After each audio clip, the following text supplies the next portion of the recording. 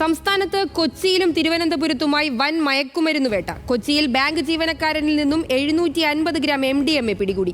ഒരു മാസം കേരളത്തിലേക്ക് 3 കിലോ MDMA എത്തിക്കാറുണ്ടെന്നാണ് പ്രതിയുടെ മൊഴി.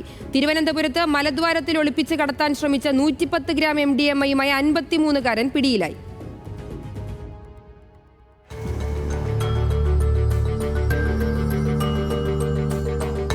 കൊച്ചിയിൽ ഇന്ന് 2 ഇടങ്ങളിലാണ് MDMA പിടികൂടിയത്. ബാങ്ക് ജീവനക്കാരനായ കോഴിക്കോട് സ്വദേശി അർജുൻ വി നാഥിൽ നിന്ന് 750 ഗ്രാം MDMA-യാണ് ഡാൻസ് ഓഫ് പിടിച്ചെടുത്തത്. ഡൽഹിയിൽ നിന്നാണ് ലഹരിക്കടത്ത്.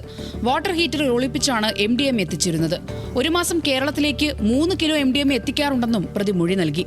സംഭവത്തിൽ വ്യാപക അന്വേഷണം നടത്തുമെന്ന് നർക്കോട്ടിക് ACP അറിയിച്ചു. അതേസമയം കളമശ്ശേരിയിൽ 2 ഇടങ്ങളിൽ നിന്നായി 4 പേരാണ് MDMA-യും കഞ്ചാവുമായി പിടിയിലായത്.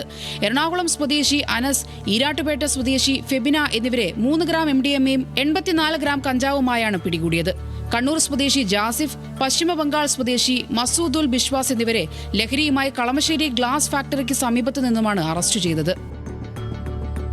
തിരുവനന്തപുരത്ത് ഇന്നലെ രാത്രി 12 മണിയോടെയാണ് ജനറൽ ആശുപത്രി പരിസരത്ത് നിന്ന് രാജാജി നഗർ സ്വദേശി ബിജുവിനെ പിടികൂടുന്നത്. ബിജുവിന് ലഹരി മരുന്ന് കച്ചവടമുള്ളതായി രഹസ്യ വിവരം കിട്ടിയ ഡാൻസ് ഓഫ് സംഘം ഇയാളെ നിരീക്ഷിച്ചു വരികയായിരുന്നു. തുടർന്ന് ജനറൽ ആശുപത്രി പരിസരത്ത് വെച്ച് പിടികൂടിയെങ്കിലും വസ്ത്രത്തിൽ നിന്നോ ശരീരത്തിൽ നിന്നോ ഒന്നും കണ്ടെത്താനായില്ല. എന്നാൽ വിശദ പരിശോധന നടത്താൻ ഡാൻസ് ഓഫ് സംഘം തീരുമാനിക്കുകയായിരുന്നു.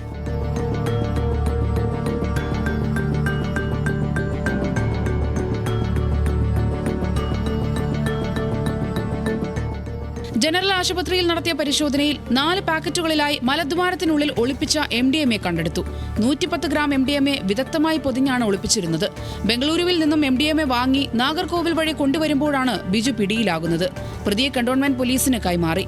ഇന്നലെ പേട്ട റെയിൽവേ സ്റ്റേഷന് സമീപത്ത് നിന്ന് 150 ഗ്രാം MDMA എക്സൈസ് പിടികൂടിയിരുന്നു. ഇതോടെ പരിശോധന ശക്തമാക്കാനാണ് എക്സൈസ് നീക്കം. ന്യൂസ് മലയാളം, തിരുവനന്തപുരം, കൊച്ചി.